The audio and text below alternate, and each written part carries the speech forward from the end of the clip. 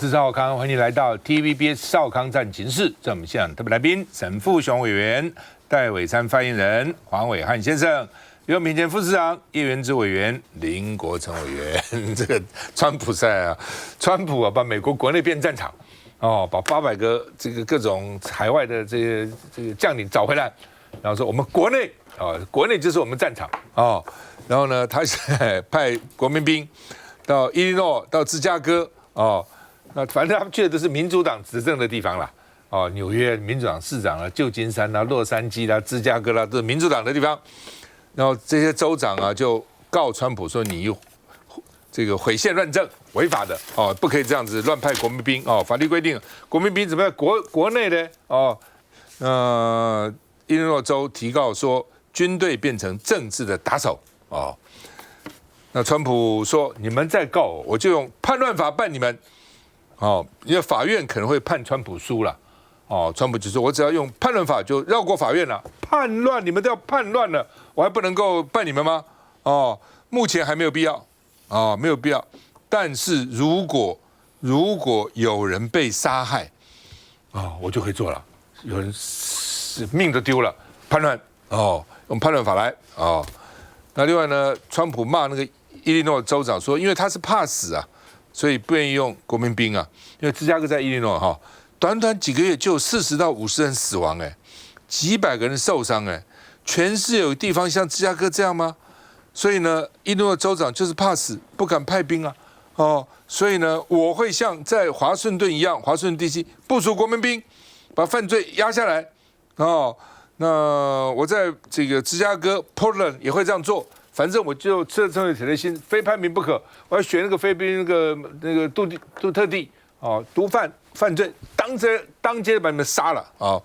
那另外呢，川普说呢，这个他会援助乌克兰战斧飞弹。不过我们这等一下再看，我们先看看前面的国民兵。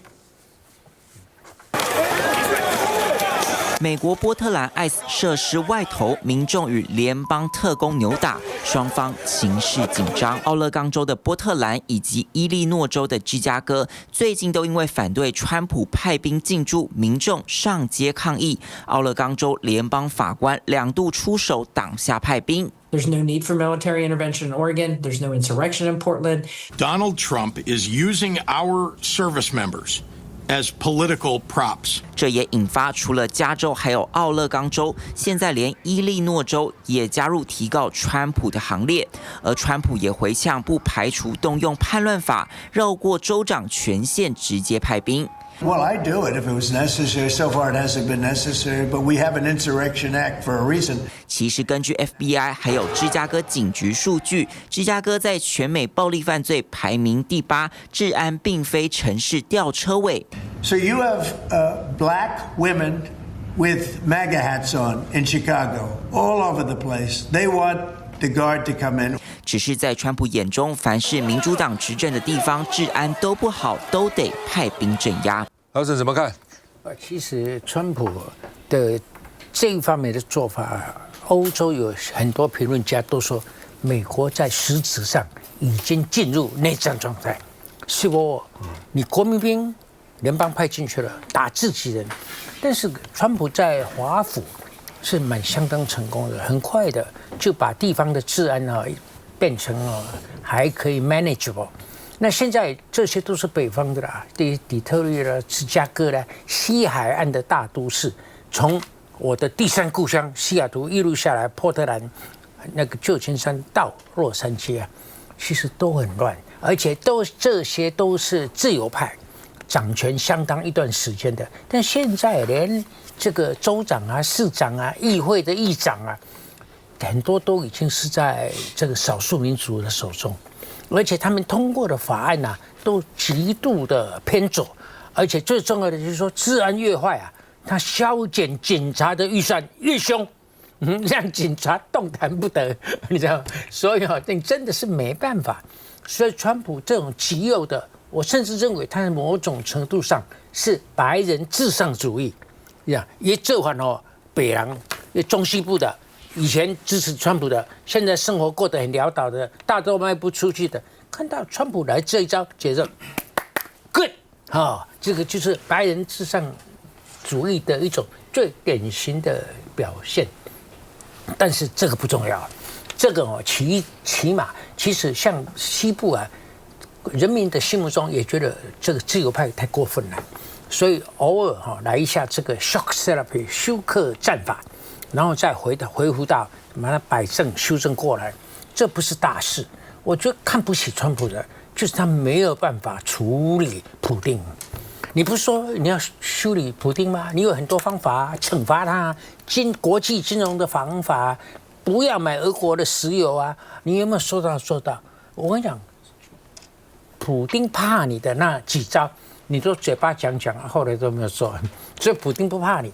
那你现在说用战斧飞弹，你还转弯抹角，先给北约，北约再转给乌克兰，然后由乌克兰去发射，消息你没路用啊，你搞要惊死啊！你这样转来转去转起招以后啊，其实苏俄已经看出来你的软弱。你其实在3个战场，在俄乌啊，在以哈还有就是说在台海的立场啊，都被人家看出你的软弱。你嘴巴声音大，嘴巴大。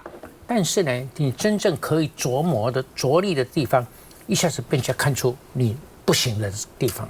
好吧，谈到这个战斧飞弹啊，他说会援乌克兰啊，没错了，他要不然你欧洲出钱嘛，我提供飞弹就是了嘛哈。他说大致已经决定了，只是我有点怕战事升级，你知道吗？所以还在考虑。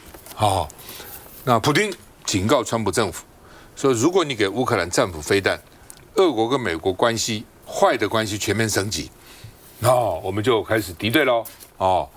那另外呢，俄罗斯说他打落了251架乌克兰无人机，61架在黑海上空飞行，乌克兰最大的袭击规模这200多架那另外呢，这个泽连斯基说，俄罗斯的武器含有大量外国零组件，包括台湾的，包括中国的，包括英国的，荷兰的等等，超过10万个外国制的零组件你们这个飞弹无人机里面，我们看到有这么多零组件你们什么叫做没有支援乌克兰那另外呢，美国国务院说，除了北韩以外，古巴派了5000个士兵到乌克兰去帮助俄罗斯作战。哇，那古巴也加进来了我们看一下。无人机成为俄乌双方作战利器，尤其光纤无人机远距离也能操控，又不受干扰。But it seems like this drone is using fiber optic cables. It's a tiny thin cable that trails behind it, enables it to have tens of kilometers range from its pilot, and also evade, importantly. 俄军积极使用光纤无人机深入打击乌克兰。美国总统川普6号在白宫面对记者，针对援助战斧飞弹，他这样说 Yeah, I've sort of made a decision, pretty much. If you consider, yeah, I think I want to find out what they're doing with them. Yes. Where are they sending them? I guess I'd have to ask that question.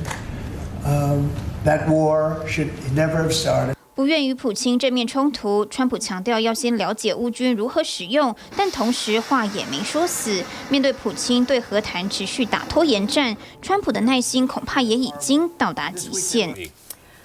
现在显然川普对于控制美国内部的兴趣呢，高过于去对付这个俄罗斯。我想大家都看得出来。那大家都看出来了，普丁看不出来吗？所以你不可能两面作战嘛。你如果一方面你海外的问题没有解决，你要去刺激让战事升级，而一方面你又在国内搞宣战，你有办法两头这样子照顾吗？那其实刚才在讲那个沈大佬说，欧洲已经宣称说，川普现在对付这个民主党的州、民主党的城市动用军队、动用国民兵，已经实质引起美国内战呢。我倒认为内战还没有到达，差一步。他差一步什么呢？就是说，川普现在第一个，他对于像这个法律他其实这个法院他其实也有很多言语上的宣战。但是他目前为止呢，他还没有真正说法院最终判决下来呢，他公然违背。好，什么时候会发生美国真正的内战呢？就是如果法院告诉他说你这样做不可以，你是违法的，你是违宪的。就是现在伊利诺州的州长跟芝加哥的市长，当然他们都是民主党籍的，联手去控告川普。如果连法院的判决下来都说这个你总统没有这样的职权，你这样动用军队是错误的话，他还硬干，那美国真的是会发生内战。但是现在还没有到那个状况。但是我们讲真的啊，不管你背后支撑你的叫做白人至上主义还是什么，大家知道主义就是英文那3个拼音啊 ，ism。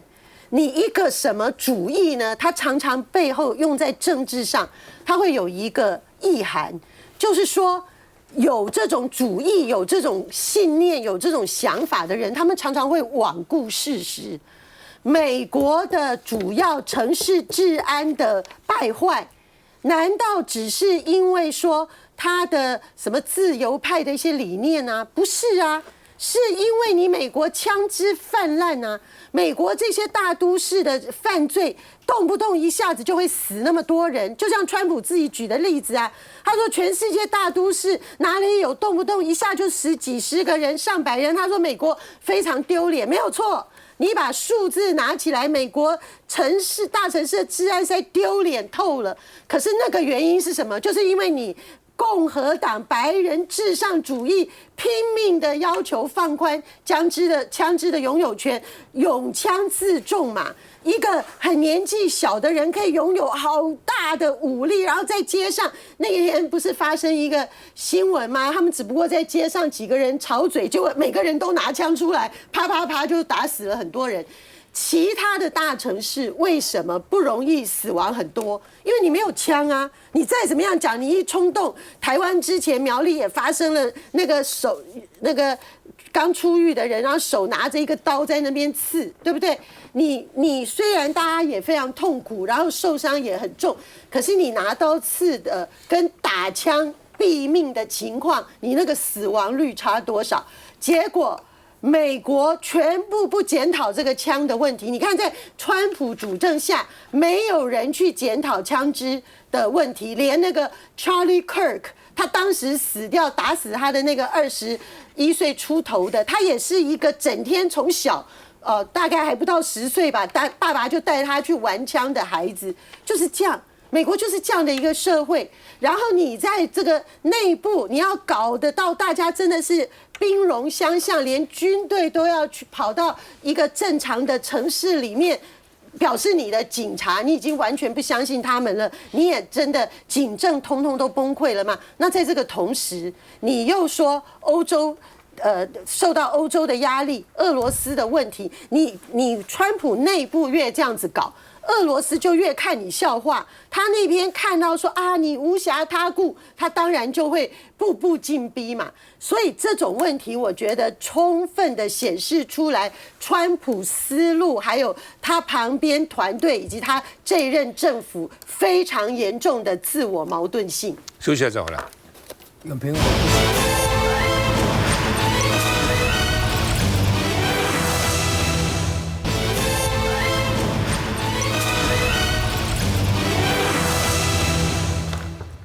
赖清德他提的两岸的3大态度对两岸：第一个，中国没有权利打台湾；第二个，他要护主权，但是不是挑衅。我没有挑衅你，我护中华民国主权啊，不行吗？第三个，不要打仗，战争没有赢家啊，这是他的3个原则了哈，态度了哈。那我想要今天接待外宾嘛，他说，川普如果能让习近平放弃打台湾，他就可以得诺贝尔和平奖了。川普不是天天想得诺贝尔和平奖嘛，对不对？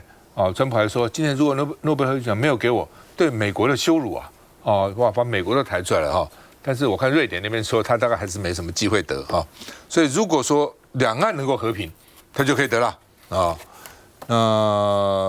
就是人家问说，你赖清德如果见川普，你想跟川普讲什么？他说，台湾如果被大陆拿走了，中国会更有力量跟美国竞争。所以呢，为了你美国好，台湾不能被拿走啊。那另外呢，这个赖清德说，半导体的生态系统，美国获80%的利益都在你这边呢。那所以我们愿意协助 MAGA，Make America Great Again， 让美国再次伟大。就是说，事实上说台湾这些半导体，它只赚，当然台积电毛利是不少了，但基本上呢，它没有自己的品牌嘛，那个品牌赚的才多钱嘛，对不对？你自己想想看，苹果 Apple 手机赚多少钱啊？那个里面那些零件上能赚多少？鸿海能赚多少？是有限的，所以80%都是美国赚钱，你还跟我们计较那20%啊，是这个意思了啊。那美国前官员叫做伯明啊，他说呢，大陆4年内不会动武就让台湾搞得很乱的啦。哦，什么意思呢？他说他不需要用打仗嘛，不需要。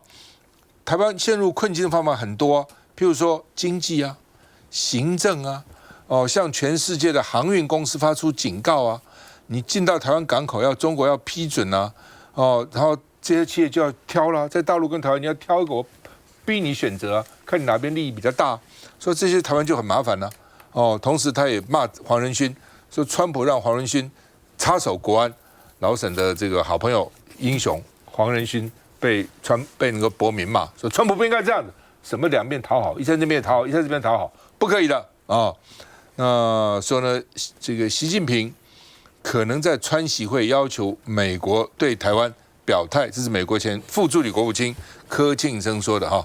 因为呢，大陆可能还答应在美国投资多少钱啊，等等让啊，这个也让啊，那个也让啊 ，TikTok 也卖给你了，但是关键时刻或核心利益台湾，你要怎样？看一下。美国广播电视脱口秀主持人塞斯顿近日访台，他也是总统的座上宾。How do you want to describe the situation right now for specifically an American audience as to what's going on here? 不过塞斯顿此行当然不是纯拜会，总统还接受他的访问，大谈美中台关系。We hope that Taiwan will continue to enjoy the support of President Trump. If he is able to convince Xi Jinping to permanently renounce the use of force against Taiwan, President Trump will surely win the Nobel Peace Prize. 这是在采取跟南韩总统李在明同样的策略吗？总统主动提及美国总统川普最在意的诺贝尔和平奖，更透露如果能和川普见面，会建议他特别留意习近平目前不仅在台海进行越来越大规模的军事演习，在东海、南海也扩军。So, we hope that President Trump can continue to maintain peace and stability in the Indo-Pacific. Taiwan is determined to ensure its national security. We will fulfill our responsibility and work with free and democratic countries to maintain regional peace and stability. 只是总统接受塞斯顿的专访，是否还有这原因？为了和美国总统川普的基本盘 MAGA 支持者沟通，赖清德政府近期积极接触美国极右派媒体。对美策略是否改变？外交部拒绝回应。至于总统府，暂无回应。来，这个伟山怎么看？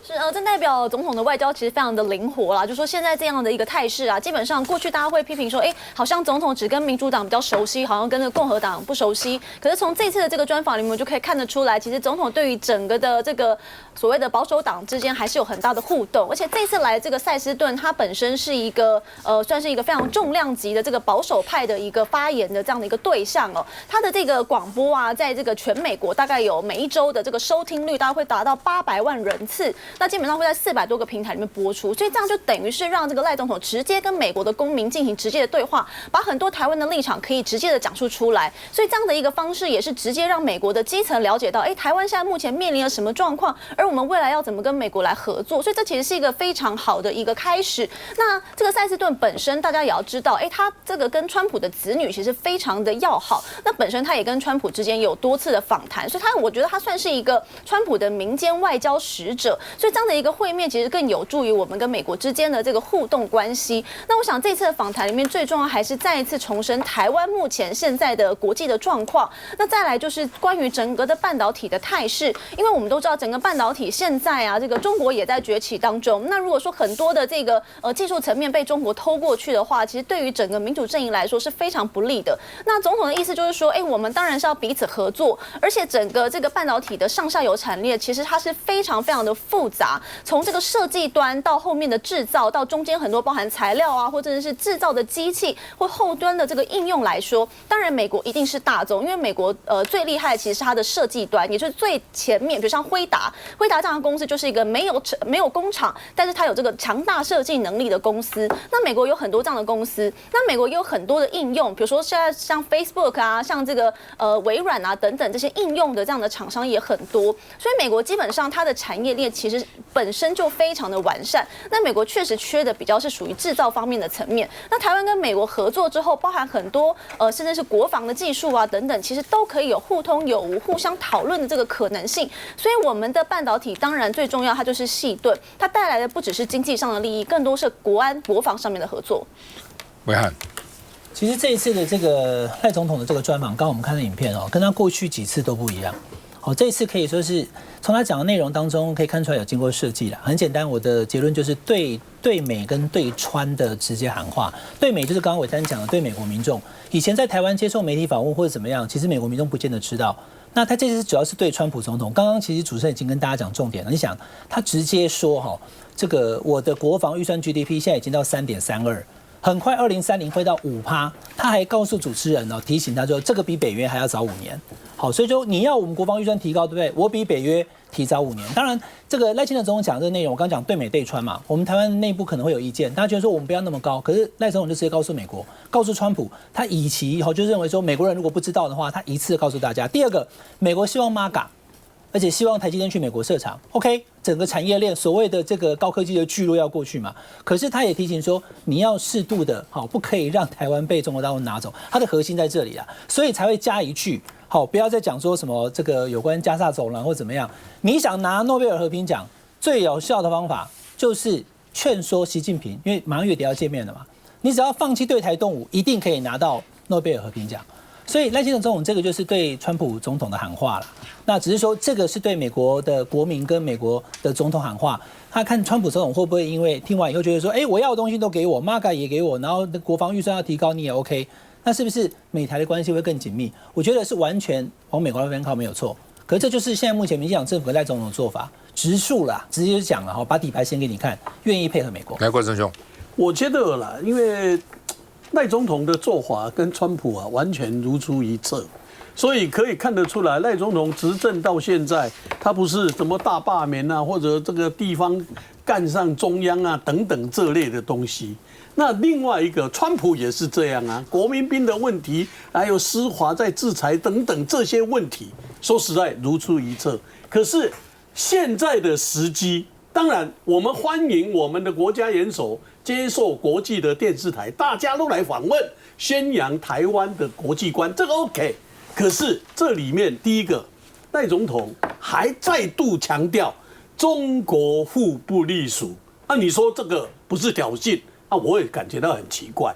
另外一个，他支持和平4大主旨，这个我们也支持，但是到底是讲的跟做的有没有一样，这个台湾一定要去观察。最后一个，他说川普希望川普能够说服习近平不要出兵，如果可以相信川普，就会像乌克兰一样。所以我是觉得最后一个，我觉得习近平跟川普未来或许是在月底，月底跟11月初他们会见面。那为什么现在你在表示这些事？我也赞同我们这个刚刚所讲的，他是用这种喊话，但是我认为被美国利用，先挑衅再谈判，这个几率是非常高的。老师怎么看？我补充一下了哈，我觉得赖总统面对的是一个很右翼的媒体，所以他讲这3点，那讲给美国的右派听，讲给台湾人民支持他的，就是说民进党的，还有一大部分中间选民听。有没有票？有票，但是他这3点的第1点跟第2点就是老共完全背离的，跟一中原则背离的嘛。就台湾不是中国的一部分，我要为我的主权捍卫，然后又要和平。第3点在第1、第2之下是做不到的。这个就让我想到目前国民党党主席的候选人里头在讲政见的时候，他们都要两岸要和平，这跟赖清德第3点一样。但是要和平呢，就要交流。那要交流就要沟通。那第一点跟第二点，如果国民党也一样坚持的话，这个是做不到。所以呢，这个是值得我们思考的地方。我觉得最严重的地方，民进党就是很僵硬，就你不能讲我这么为了外主管，你的主权剩下的照国际标准。你有完整主权的，就剩下10来个非常小的国家嘛。你在大部分国家的眼中，老共已经成功了，你应该讲对岸已经成功的把我搞成不像国家的一个单位。我没有完整主权的是全世界99%都弃我而去的，所以你要原谅我的立场。你知道，你要了解我的人民目前不愿意被统一，所以我这个立场其实是很委屈的。你要这样讲，你们公安我刚前方你背多高了呢哈啊，这个就完了嘛，因为你真的没有那么厉害，对不对？我觉得这一点因为你也问我国民党候选人应该怎么讲一中各表的9·2共识嘛，这在国内没有市场，你知道吗？所以还要再想就有办法，没有那么难嘛，对不对？休息一下再回来。